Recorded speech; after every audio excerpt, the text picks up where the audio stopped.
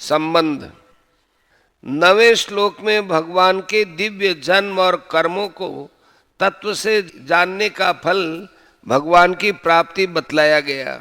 उसके पूर्व भगवान के जन्म की दिव्यता का विषय तो भलीभांति समझाया गया, किंतु भगवान के कर्मों की दिव्यता का विषय स्पष्ट नहीं हुआ। इसलिए अब भगवान 2 श्लोकों में अपने सृष्टि रचनादि कर्मों में कर्तापन, विषमता और स्पृहा का अभाव दिखलाकर उन कर्मों की दिव्यता का विषय समझाते हैं। चातुर्वर्ण्यं मया सृष्टं गुणकर्म विभागशः तस्य कर्तारमपि मां विद्य कर्तारमव्ययम्। ब्राह्मण, क्षत्रिय, वैश्य और शूद्र, इन 4 वर्णों का समूह गुण और कर्मों के विभाग पूर्वक मेरे द्वारा रचा गया है। इस प्रकार उस सृष्टि रचनादि कर्मों का कर्ता होने पर भी मुझ अविनाशी परमेश्वर को तो वास्तव में अकर्ता ही जान। प्रश्न, गुणकर्म क्या है और उसके विभाग पूर्वक भगवान द्वारा 4 वर्णों के समूह की रचना की गई है, इस कथन का क्या अभिप्राय है? उत्तर, अनादिकाल से जीवों के जो जन्म जन्मांतरों में किए हुए कर्म है, जिनका फल भोग नहीं हो गया है, उन्हीं के अनुसार उनमें यथा योग्य सत्व, रज और तमोगुण की न्यूनाधिकता होती है। भगवान जब सृष्टि रचना के समय मनुष्यों का निर्माण करते हैं, तब उन गुण और कर्मों के अनुसार उन्हें ब्राह्मण आदि वर्णों में उत्पन्न करते हैं। अर्थात जिनमें सत्व गुण अधिक होता है उन्हें ब्राह्मण बनाते हैं, जिनमें सत्व मिश्रित रजोगुण की अधिकता होती है उन्हें क्षत्रिय, जिनमें तमो मिश्रित रजोगुण अधिक होता है उन्हें वैश्य, और जो रजो मिश्रित तम प्रधान होते हैं उन्हें शूद्र बनाते हैं। इस प्रकार रचे हुए वर्णों के लिए उनके स्वभाव के अनुसार पृथक पृथक कर्मों का विधान भी भगवान ही कर देते हैं। अर्थात ब्राह्मण समदम आदि कर्मों में रत रहे, क्षत्रिय शौर्य तेज आदि हों, वैश्य कृषि गोरक्षा में लगे और शूद्र सेवा परायण हो, ऐसा कहा गया है। इस प्रकार गुण कर्म विभाग पूर्वक भगवान के द्वारा चतुर्वर्ण की रचना होती है। यही व्यवस्था जगत में बराबर चलती है। जब तक वर्ण शुद्धि बनी रहती है, एक ही वर्ण के स्त्री पुरुषों के संयोग से संतान उत्पन्न होती है, विभिन्न वर्णों के स्त्री पुरुषों के संयोग से वर्ण में संकरता नहीं आती, तब तक इस व्यवस्था में कोई गड़बड़ नहीं होती। गड़बड़ी होने पर भी वर्ण व्यवस्था न्यूनाधिक रूप से रहती ही है। यहाँ कर्म और उपासना का प्रकरण है, उसमें केवल मनुष्यों का ही अधिकार है, इसलिए यहाँ मनुष्यों को उपलक्षण बनाकर कहा गया है। अतएव ये भी समझ लेना चाहिए कि देव, पितर और तिर्यक आदि दूसरी योनियों की रचना भी भगवान जीवों के गुण और कर्मों के अनुसार ही करते हैं।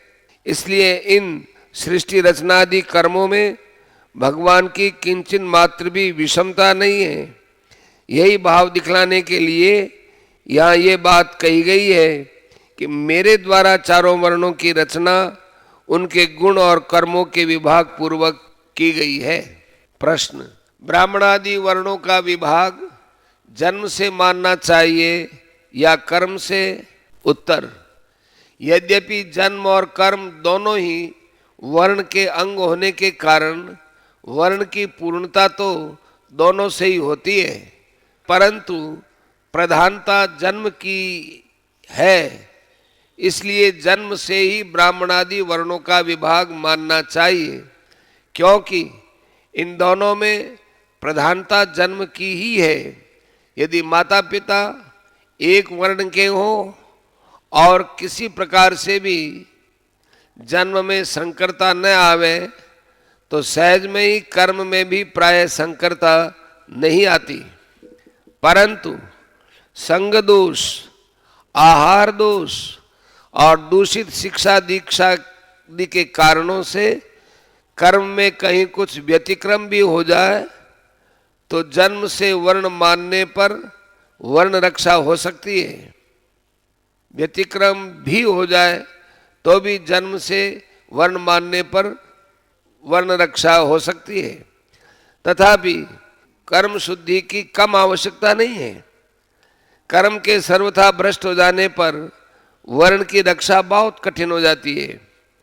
अतः जीविका और विवाह आदि व्यवहार के लिए तो जन्म की प्रधानता तथा कल्याण की प्राप्ति में कर्म की प्रधानता माननी चाहिए, क्योंकि जाति से ब्राह्मण होने पर भी यदि उसके कर्म ब्राह्मणोचित नहीं है तो उसका कल्याण नहीं हो सकता।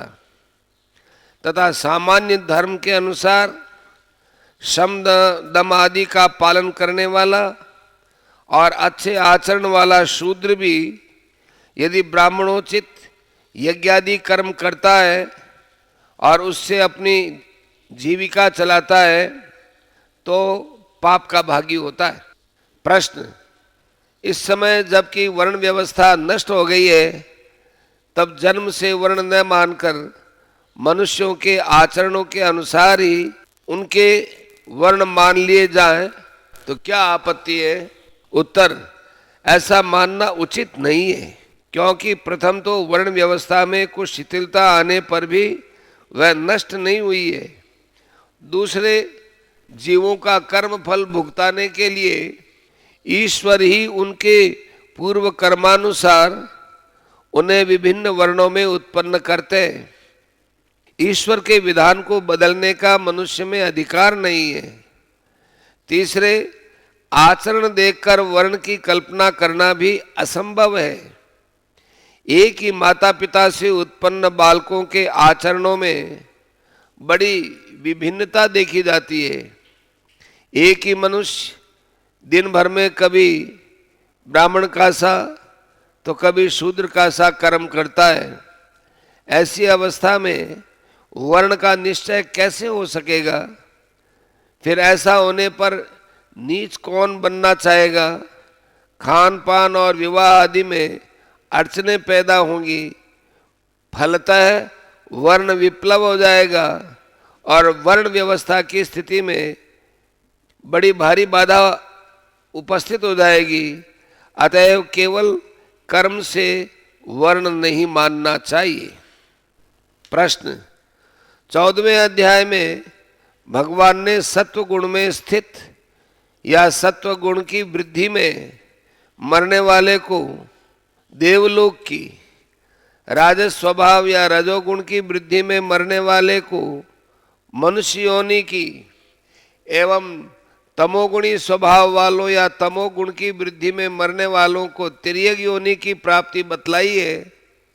अतः यहाँ सत्व प्रधान को ब्राह्मण, रज प्रधान को क्षत्रिय आदि इस प्रकार विभाग मान लेने से उस कथन के साथ क्या विरोध आता है?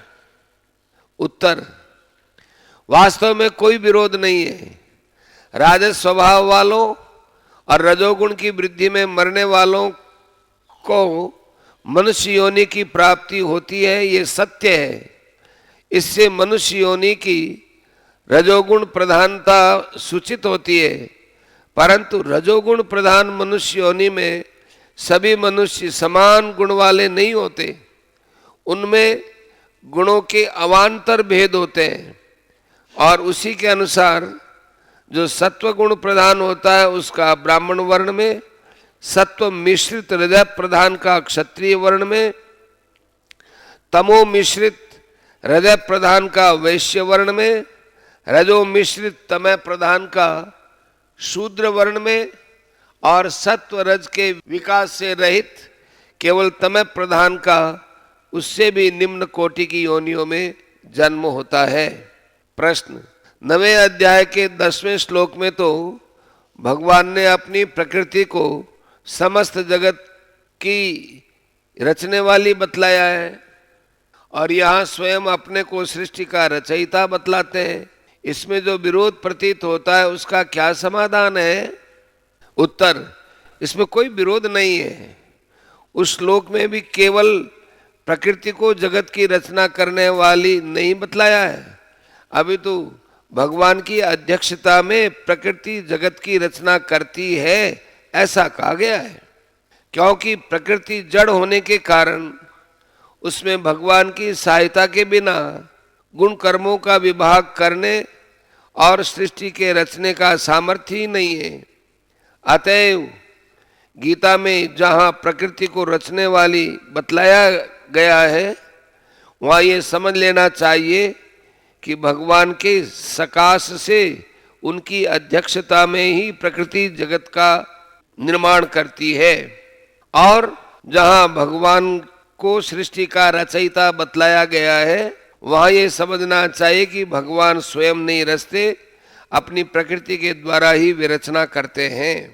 प्रश्न, जगत के रचनादि कर्मों का कर्ता होने पर भी तुम मुझे अकर्ता ही जान, इस कथन का क्या भाव है? उत्तर, इससे भगवान के कर्मों की दिव्यता का भाव प्रकट किया है। अभिप्राय यह है कि भगवान का किसी भी कर्म में राग द्वेष या कर्तापन नहीं होता। वे सदा ही उन कर्मों से सर्वथा अतीत है। उनके सकाश से उनकी प्रकृति ही समस्त कर्म करती है। इस कारण लोक व्यवहार में भगवान उन कर्मों के कर्ता माने जाते हैं। वास्तव में भगवान सर्वथा उदासीन है, कर्मों से उनका कुछ भी संबंध नहीं है। यही भाव दिखलाने के लिए भगवान ने ये बात कही है। जब फलाशक्ति और कर्तापन से रहित होकर कर्म करने वाले ज्ञानी भी कर्मों के कर्ता नहीं समझे जाते और उन कर्मों के फल से उनका संबंध नहीं होता, तब फिर भगवान की तो बात ही क्या है। उनके कर्म तो सर्वथा अलौकिक ही होते हैं।